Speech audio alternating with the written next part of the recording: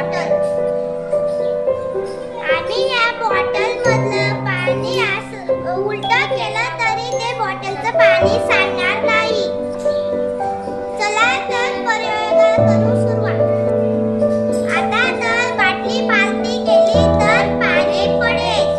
हे बघा. आता मी बाटली घट्ट बांधत आहे. दाबत आहे.